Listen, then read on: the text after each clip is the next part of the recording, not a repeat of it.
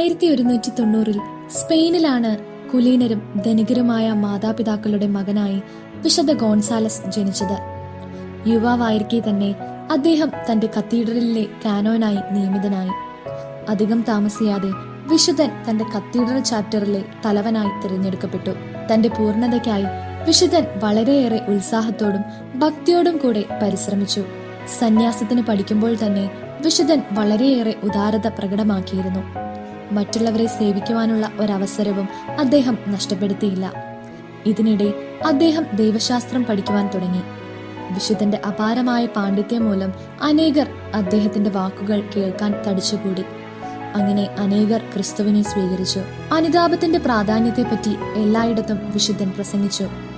ദൈവമഹത്വത്തെ സ്തുതിക്കുവാനും മനുഷ്യരുടെ പാപങ്ങളുടെ ഭീകരതയെക്കുറിച്ചുള്ള ചിത്രം ജനങ്ങളുടെ മനസ്സിൽ വരച്ചു ചേർക്കുവാനും അദ്ദേഹം തന്റെ സമയം വിനിയോഗിച്ചു. ഇതിനിടെ ഫെർഡിനൻഡ് മൂന്നാമൻ രാജാവ് മൂറുകളെ തന്റെ രാജ്യത്തു നിന്നും പുറത്താക്കുക എന്ന ലക്ഷ്യത്തോടുകൂടി പ്രസിദ്ധനായ ഈ പ്രഘോഷകനെ തന്റെ രാജധാനിയിലേക്ക് ക്ഷണിച്ചു വരുത്തി. അദ്ദേഹത്തെ നാട്ടിൽ നിന്നും പുറത്താക്കുന്നതിനു മുൻപായി വിശുദ്ധന്റെ ഉപദേശങ്ങളും പ്രാർത്ഥനകളും വഴി വിശ്വാസപരമായ നേട്ടം കൈവരിക്കുക എന്ന ലക്ഷ്യമായിരുന്നു ഇതിനു പിന്നിൽ. രാജാവിന്റെ ആത്മവിശ്വാസത്തിൽ പ്രചോദിതനായ വിശുദ്ധൻ രാജധാനിയിലുള്ളവരുടെയും സൈനികരുടെയും വിശ്വാസം ജ്വലിപ്പിക്കുവാൻ ഉത്സാഹിക്കുകയും അതിൽ വിജയിക്കുകയും ചെയ്തു. എന്നാൽ അസൂയാലുക്കൾ വിശുദ്ധനായി ഒരു കെണിയൊരുക്കി.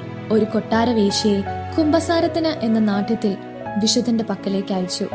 വിശുദ്ധനെ മയക്കുക എന്നതായിരുന്നു യഥാർത്ഥ ലക്ഷ്യം. എന്നാൽ അവളുടെ ഗൂഢപദ്ധതി മനസ്സിലാക്കിയ വിശുദ്ധൻ തൊട്ടടുത്ത മുറിയിൽ പോയി തന്റെ സഭാവസ്ത്രം ധരിച്ച് ഒരു വലിയ അഗ്നികുണ്ഡം ഒരുക്കി അതിന്റെ നടുവിൽ നിന്നുകൊണ്ട് അവളോട് തന്റെ പക്കലേക്ക് വരുവാൻ ആവശ്യപ്പെട്ടു. അത്ഭുതകരമായ ഈ പ്രവൃത്തി കണ്ട അവളും അവളുടെ അസൂയാലുക്കളുമായ സുഹൃത്തുക്കളും മാനസാന്തരപ്പെട്ട് വിശ്വാസ വഴിയിലേക്ക് വന്നു. ഈ സംഭവം മൂലം അവർക്ക് വിശുദ്ധനോട് വളരെയേറെ ആദരവുണ്ടായി. ഫെർഡിനൻഡ് രാജാവ് നിരവധി വിജയങ്ങൾ നേടുകയും 1236 മൂറുകളുടെ കയ്യിൽ നിന്നും കോർദോവ തിരിച്ചു പിടിക്കുകയും ചെയ്തു. അവരുടെ ഒരു വലിയ പള്ളി ഒരു കത്തീഡ്രൽ പള്ളിയാക്കി മാറ്റുകയും ചെയ്തു. ഇനി തന്റെ ആവശ്യം അവിടെ ഇല്ലെന്ന് മനസ്സിലാക്കിയ വിശുദ്ധൻ രാജധാനി വിടുകയും മറ്റു സ്ഥലങ്ങളിൽ പോയി സുവിശേഷം പ്രഘോഷിച്ച് നടന്നു നീങ്ങി. അത്ഭുതങ്ങൾ പ്രവർത്തിക്കുവാനുള്ള കഴിവും രോഗശാന്തി വരവും നൽകി ദൈവം വിശുദ്ധനെ ധാരാളമായി അനുഗ്രഹിച്ചു. 1248 വിശുദ്ധ വാരത്തിൽ അദ്ദേഹം രോഗബാധിതനായി തീരുകയും ഈസ്റ്റർ ദിനത്തിൽ ഇഹലോകവാസം വിടിയുകയും ചെയ്തു.